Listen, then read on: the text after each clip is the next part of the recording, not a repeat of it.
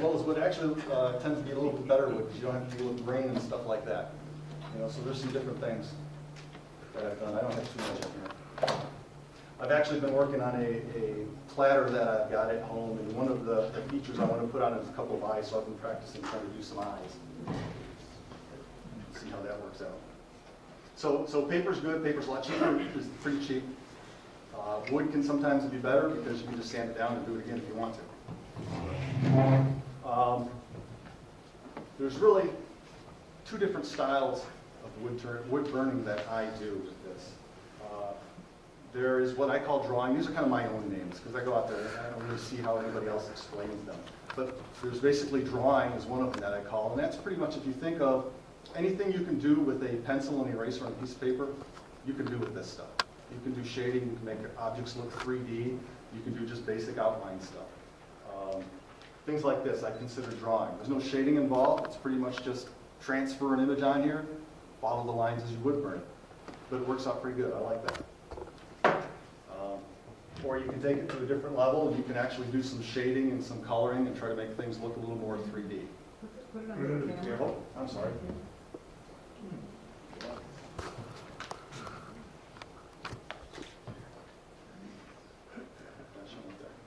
You know, that piece that Craig had at the woodworking show, and it's worth taking a look at it. Another style that I call is called branding. And with that, you're not really drawing stuff on there. What you're doing is you're using your tools to heat up and remove wood. And then that creates a different texture, a different surface when you do that. And that to me is something like this here, where I've just gone through and stippled the whole thing, and it just creates a different texture on it. Just a hair louder, too. Louder. Okay.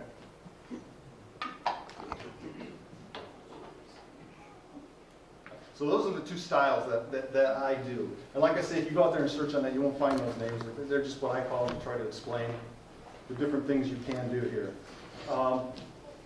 Let's take a look at what tools do you actually need to do this. Actually, well, obviously you need a wood burner itself. Here I've got one that was made out of a car battery charger. And there's a YouTube video online that everybody uses to reference on how to build that. It's pretty simple. And then there's store-bought ones. He's got a nibs burner here, which is really nice. I got the Burn Master by Master Harber. That's nice. And there's different options for these too. Here, we'll talk about that in just a minute. Another thing you need is obviously the pens. There's a lot of different kinds of pens out there. Usually when you buy one of these, the manufacturer itself will make a certain style of pen. You get those. And most of these are interchangeable because they use standard connectors on them. So like this is a pen that came with this. This is a pen from a company called Racer Tip. It'll plug into his burner. Should plug into this too, won't it? My RCA jacks are down here at the base. Okay. So it's a little different. So you just need a different cord. Yep. Okay. And I'm sorry. well, the goal is to be able to control the heat. So each of our machines have dials on them to turn the heat down, make it, or turn it up, make it hotter, or to keep it lower. So you can, depending on whether or not you're doing his eyes, or whether you're doing stippling or texture. Matt? Yeah. Who's louder? I'm sorry. Both of you. Yep. You can turn the heat up or turn the heat down, depending on whether or not you need fine control or shading, or whether or not you're doing stippling or texturing. Okay. So some of the other tools you need in doing this, at least like what I use, you need something on your bench to either set the piece on, be soft. A lot of people use like a bean bag type material because the piece will actually sit in there real nice. I just use a piece of foam with the towel over it. Mostly for me, I tend to actually like hold my piece while I'm doing it. So when I sit there, it allows me to rest my arms on there. Because after a while on the edge of the table, your arms will start to hurt. So that's something that helps. An X-Acto knife is used a lot. When you're burning, if you burn too much, you can use an X-Acto knife to scrape some of it off, make it a little bit lighter. It's kind of your form of eraser almost. Let's see, obviously you need good light, and if you're like me, you need glasses. Magnified glasses, rather. So let's talk about the burners themselves. That's what Matt was starting on. That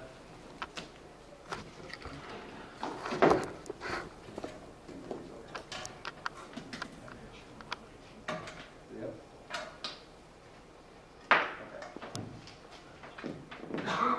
Like most of these burners are pretty much the same. At least they all run off the same concept. You got a dial for your heat. You've got either 1 or 2 ports.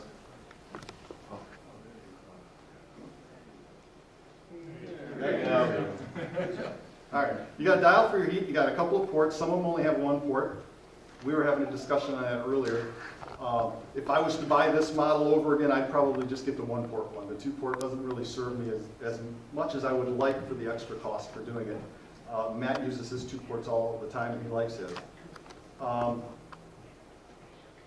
What else? I mean, this model has you know, a place to put your tips when they're hot.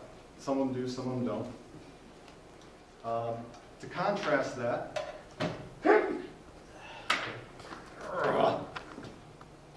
is this one here, which is a homemade, made out of, like I said, a battery charger. So it's just, it's got 1 port there, a little fuse holder. There's your dial. So this works, not as nicely as these. What's the difference? The big difference really is, actually, I'll connect that in. The big difference is really the dial. This dial is meant for house lighting, so it's not as exact as you move it up and down. And a lot of times you really want to get your heat at just a certain level, and it's hard to do on this. Okay? Now this will put out a lot of power, but so does this. You know, so it's the same thing. Like he mentioned, it'll save you money. I don't really think it'll save you any money. By the time you buy this switch, you spend your time going around getting these parts, you put it all together, you still don't have pens. These things come with pens. So you gotta either buy some pens or make some pens. You're spending a lot of time, and I don't think you're gonna get as good quality. So I think in the long run, this is gonna end up costing you more. Not only in money, time, and probably frustration too, because it won't work as well. Well, what did the Burn Master cost? Do you recall? The single port one runs about $199. I think this one runs like $250, somewhere around there. I paid $250, that was a few years ago. It's probably, I don't know. And the nibs? It's $189. I have a 2-port one and a switch between them. It's $189. Most of these places too, if you screw up one of your tips, you can send it back in and they'll fix them for free. All you pay is the shipping. That's happened with me with Nibs Burner. I know that Razor Tip does that too. I don't know about the Burn Master tips, but Okay, because they're all their tips are on screw. yeah. Usually that only applies to the fixed tip pieces that you. Yep. I just got one. Oodles and oodles more of them, the 3 basic ones. You've got the skew. I don't know if this is. Yeah, it's showing, right? Okay. There you go. Okay. Even better. So the skew here is just like the skew we use for turning wood. It's a nice, pointy, thin, sharp little guy that'll stab you if you're not careful. It is ideal for making straight lines. It makes nice, thin, straight lines.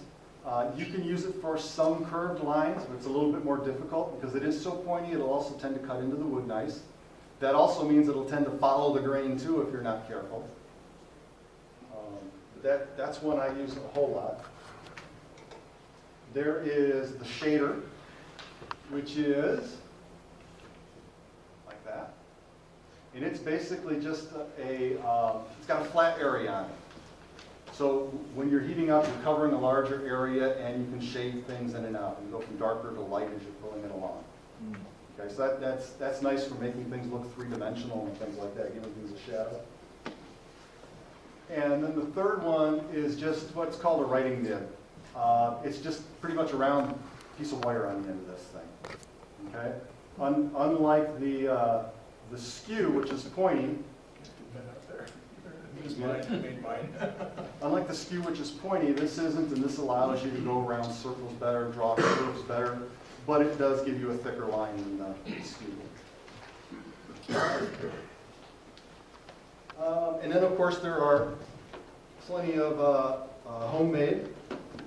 You can take these and put your own tips on them.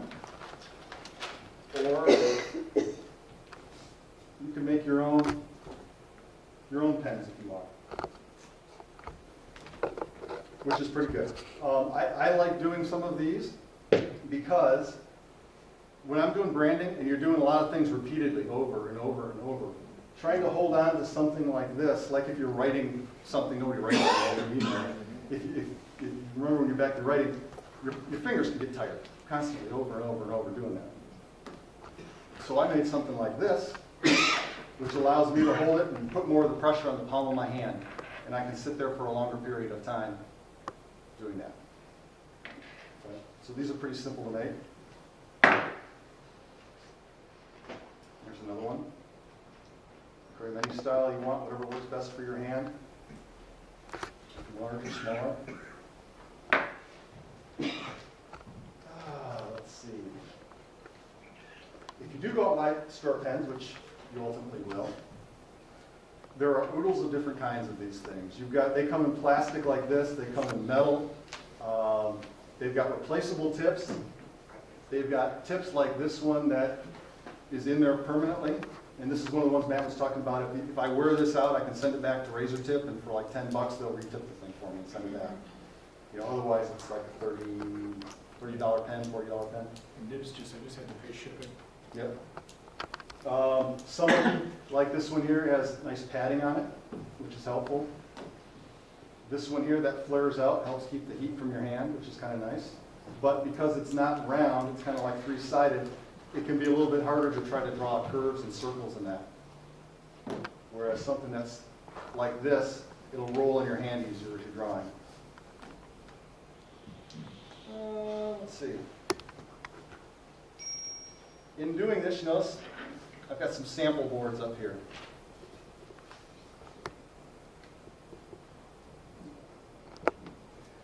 These are important because they allow you to practice, they allow you to experiment with different things, different styles, and they allow you later on to go back when you're doing something, you're saying, I don't know what kind of style or what kind of design I want to put on that, and you always go back to your sample boards and reference and get ideas on something. Yes?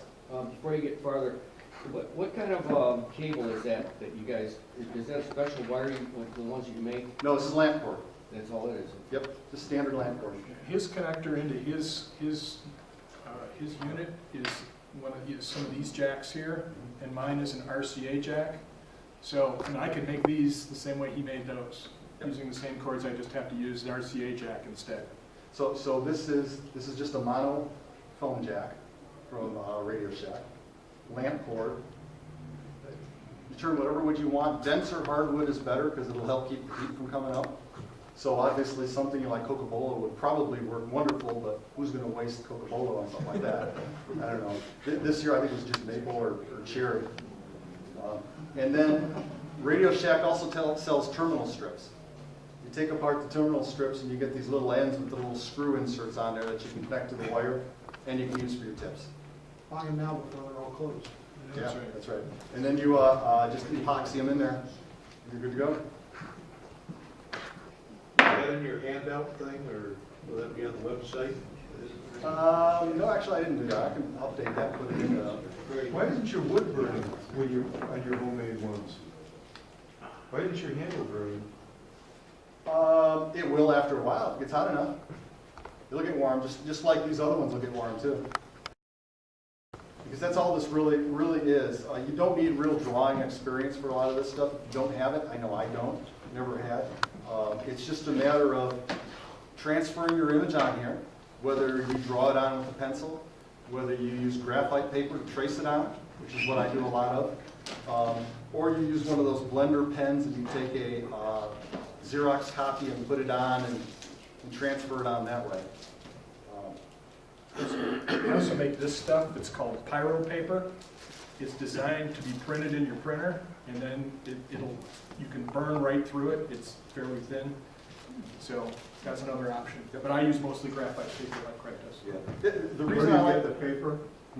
That paper there? I think I got that at Amazon, through Amazon.com somewhere. I did search on it. In the graphite? The graphite, Any art Joann's, store. yeah, Joann's, Michael's, any of those places sell it. Probably Walmart sells it. Yeah. I've switched to using the graphite paper more than a blender pen, because with the graphite paper, it's easy to erase off of there. The blender pen's a little more difficult to get it off afterwards, if you haven't completely burnt over. Well, with the graphite paper, you can get it in dark and white. Yep. And that's nice, so you can actually Yeah. transfer something on dark You can wood. go and to see it. Blick Art, and they got multiple colors of graphite paper. You get it red and all kinds of stuff. So Matt, if one of those helps you, is that sticky back? Or can you just use spray adhesive to put it on? Yeah, it's still in the package, I haven't even opened it.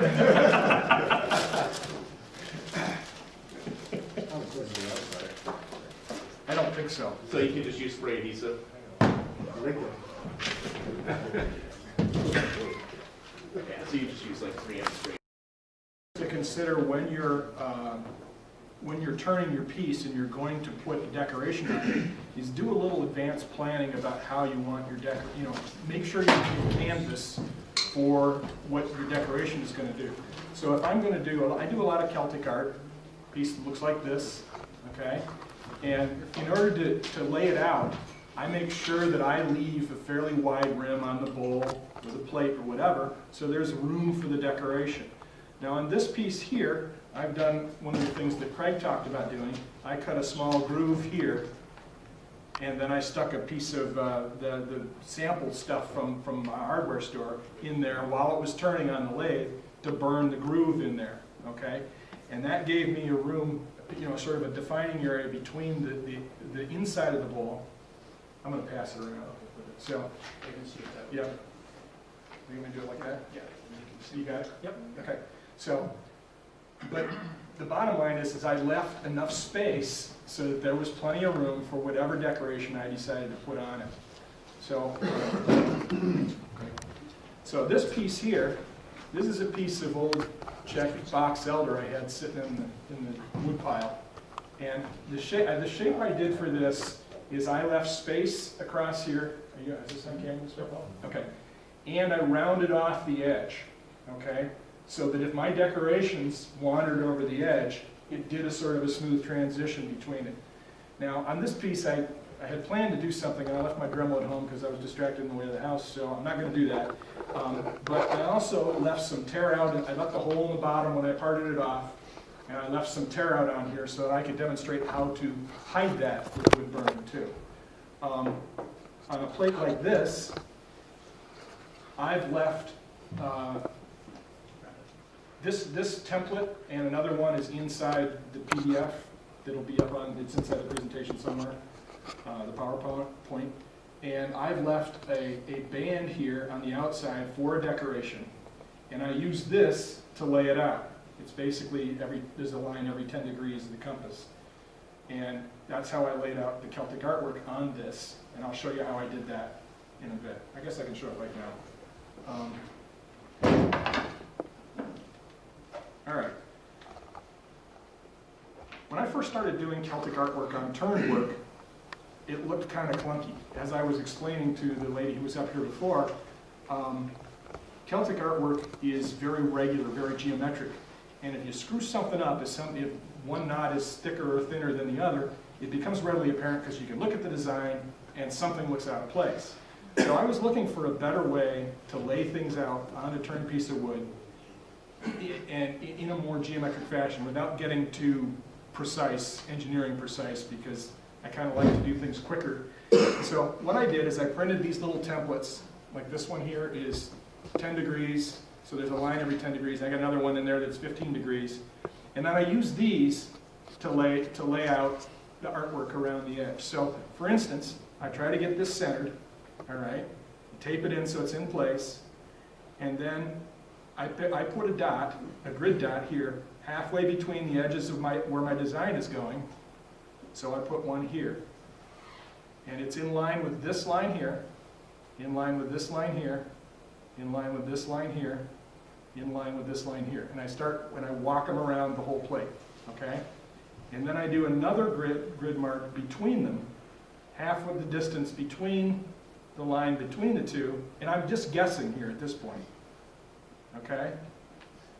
And these are going to serve as my lines my guidance lines for when I do the burning.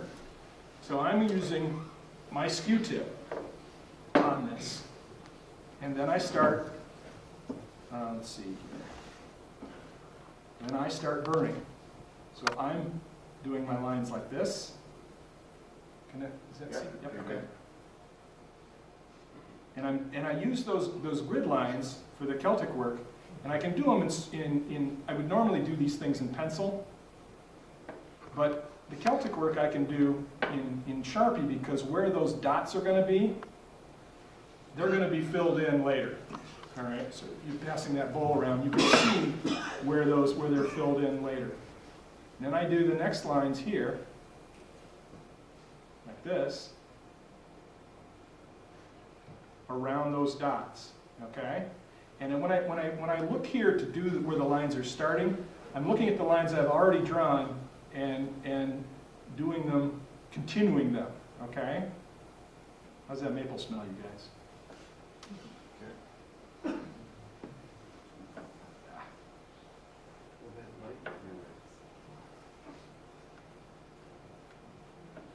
And then the one I do on the back side is around the dots this way.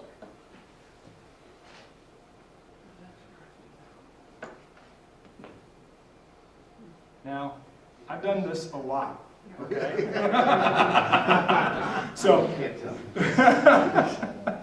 So like Craig was saying, every bit of practice you do helps, and you gotta complete the lines here so they all match, and so on. So that's with the skew. Now I'm going to switch. This is why I like having the two pens. And I'm going to switch to the other one and get my shading tip here. Can you move it over to the mark a little bit? No, there you go. And what I'm doing here is I'm just shading. All right, now when you're shading, one of the things I'm doing is I'm starting heavy where I want the darker stuff to be, and I'm picking the pen up and moving it faster away from that point, okay? The faster you move the pen, the lighter the burn you're going to leave, okay? Right? The longer you stay in one place, the thicker it's going to be. So now one of the things I want to do with the parts that are, I can't see what I'm doing. One of the things I want to do with the parts inside here, where the Sharpie marks are, is I want to sort of carve those out. And one of the descriptions that they used down at Aramont when we were doing the class last summer with Dixie Biggs is she talked about carving with wood burning. So I'm going to use this pen to carve that section out between the knots. Okay?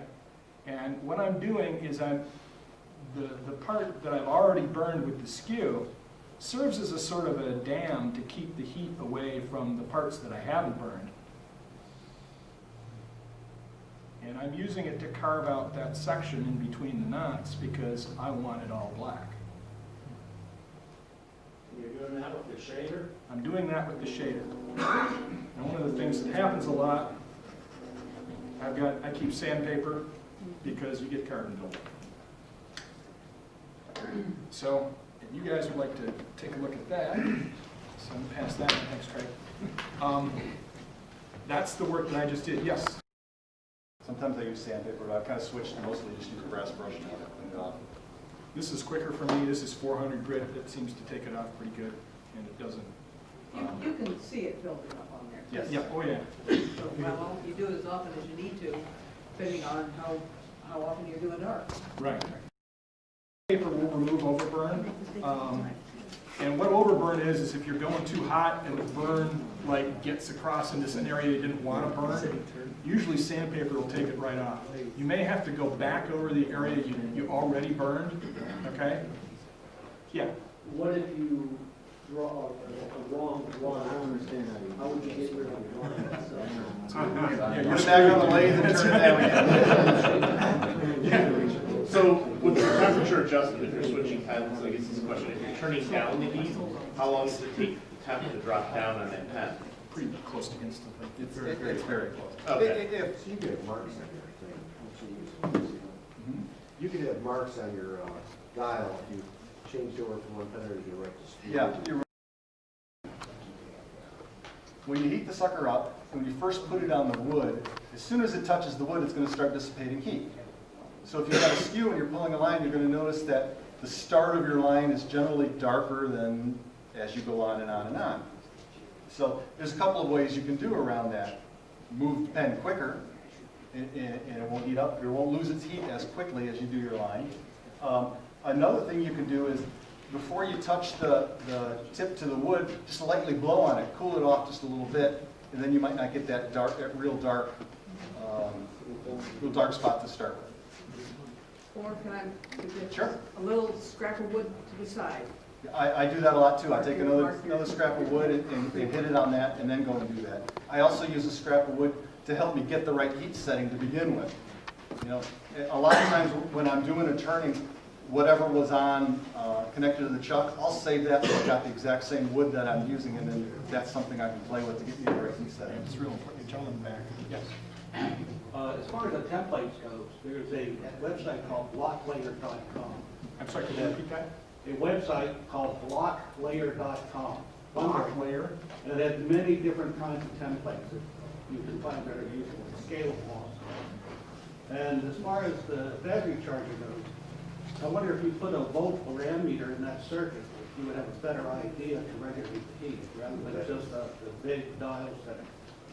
Yeah, and, well, this one here, it does have tips. You can go out to eBay and you can buy nichrome wire.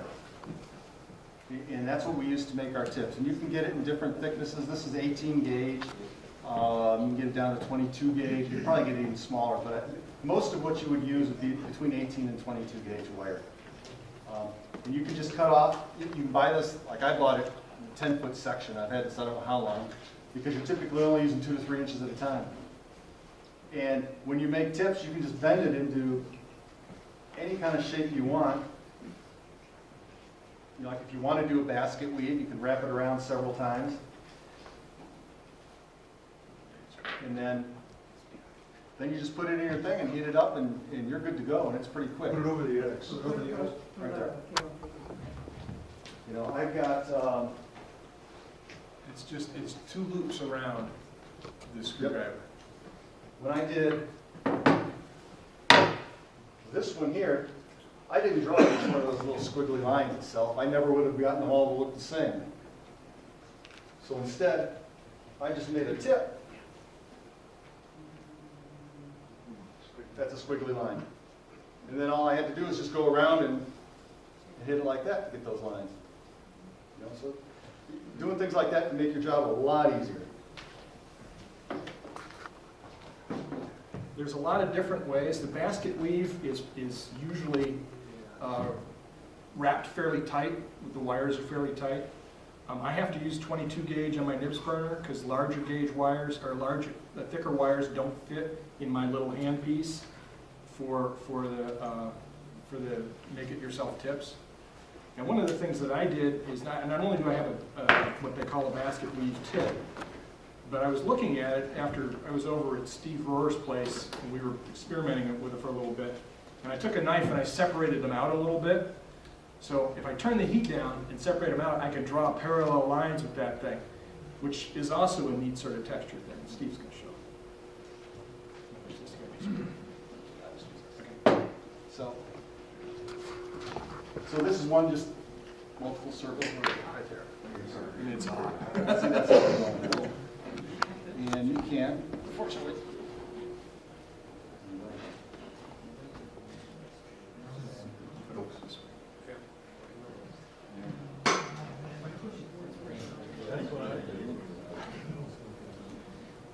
This isn't working out real well here the way I'm at, but you can just do multiple.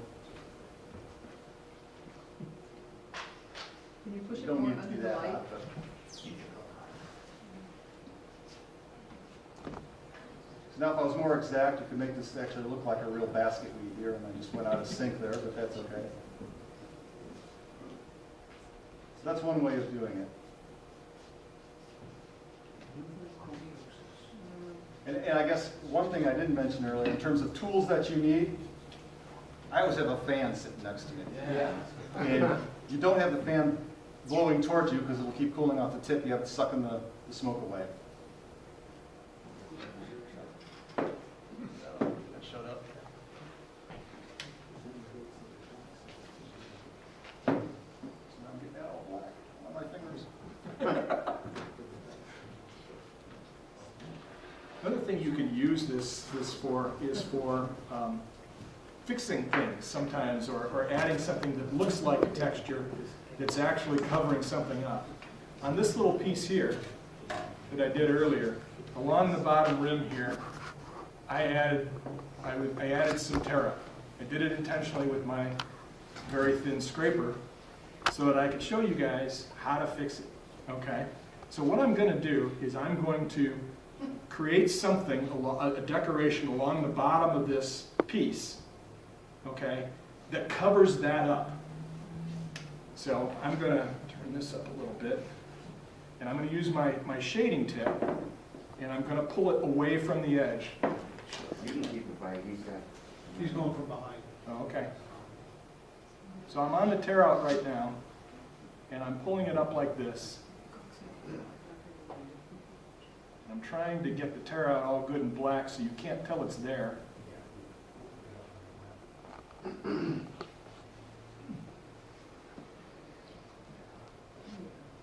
this is like, I've got it at 6.5, which is not very hot. I could probably make it hotter.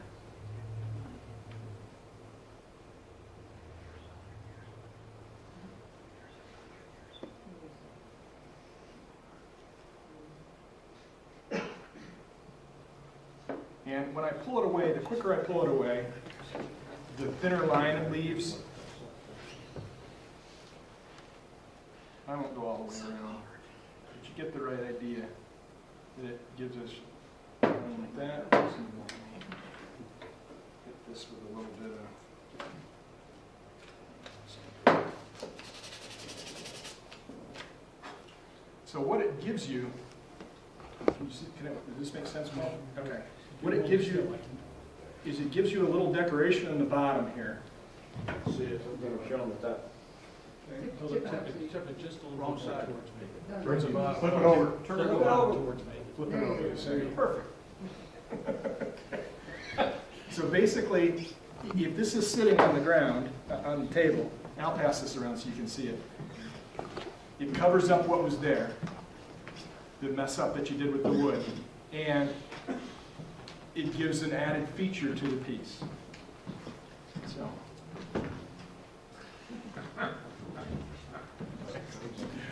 Not bad, not bad. That's all you got. Okay. Switch to something else. I was over at Steve Orr's place too. Did not bring my needle nose pliers.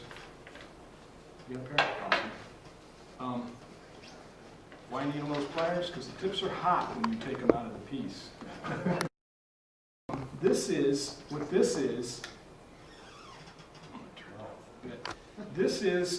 This is my basket weave tip that's been spread out a little bit with a knife. Okay, this shows you. Put it on, guys. The right thing. Get this out. It's okay. It's not something in fire. A little more. There you go. There you go. All right. This one here lets me draw. If I keep the heat down, lets me draw roughly parallel lines. So I can use it to provide this kind of texture. And I line them up. So that's another idea, okay? You guys can see that, right? What shape is that? Is that like a basket weave? It's like a basket weave, only what I did is I basically took a table knife and inserted it between each of the the little tongs so that it spread them out a little bit. So what gauge wire did you use? I use 22 gauge because it's the only one that fits in my thing.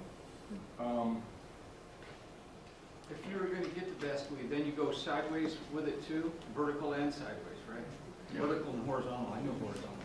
Yep. Or you could, Rotating 90. Yeah, and you can do lots of different things with the basket weave. I mean, you can make all, you can herringbone patterns and stuff like that.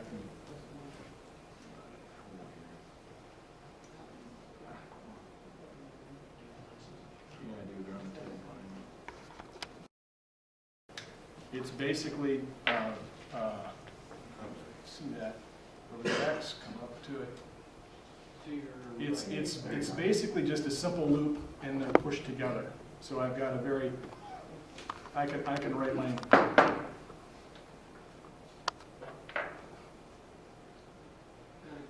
Where's the X mark? it's not, You're okay. You're. so I can, and the grain is not, I can write my name with it. The grain is not, Turn it towards Paul. No, Paul. I can see. The other guy. This The Paul. other Paul, there. So, but you can do things like, it's very flexible because it's not, you know, it doesn't, it's very thin amount of tip on the wood and so on. So, I don't know what else. You sharpen those, or is it just, You could. I've got one or two that I've used a hammer to flatten and used, I mean, you'd want, if you're making a skew, say you want a different kind of skew, that would need to be sharpened. The fish scale one, I've seen people do fish scale ones, and those are basically, they put them on they make a loop, and then you put them out, you flatten the loop, and then you use a grinder to shape it. And basically a fish scale one looks like a sort of a half moon, a crescent moon, or not a half moon, a crescent moon. And I don't know if I can reverse that with this.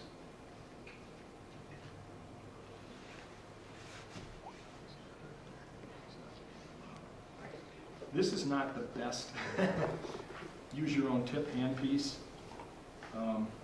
The razor tip ones and the one that you have work better. So, Can you show us what you did?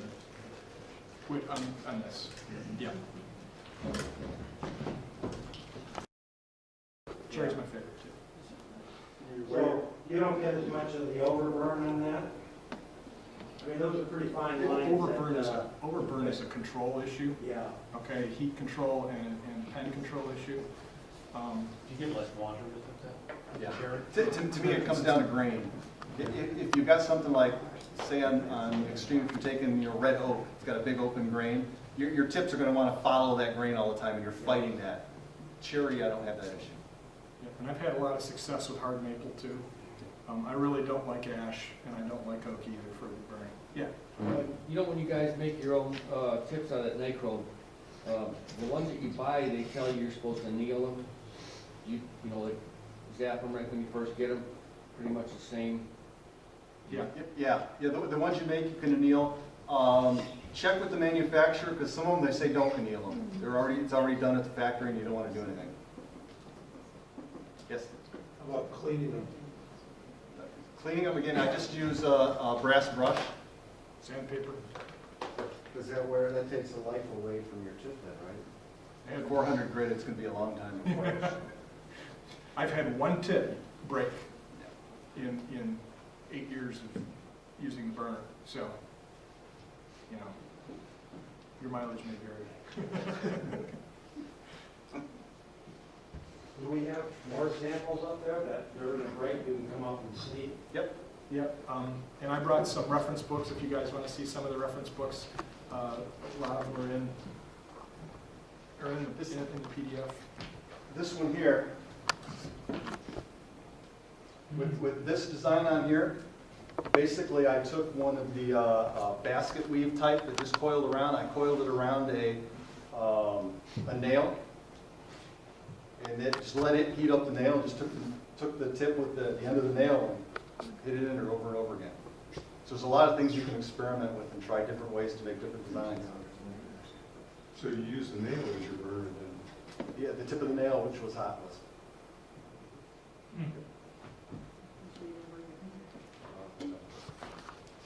Our spring, Doesn't matter. you put out any burning? Yes, My burning is entirely different. Is it? Yes, because I do fine art. I don't, I do some patterning, which is an art in itself, but I do fine art. Can we see what you have? Where do you want to see it? Up there? Yeah, yep. Just stand right up in the front You there. guys can offer, show it. Stand right up in the front. Wildlife art, but I'm also a portrait artist. And the first time that I did any burning at all, a friend of mine brought me his burner, and he said, I want you to do portraits of 7 children on the outside of a bowl with a heat turn. And I can draw, and I can paint, but I never burned in my life.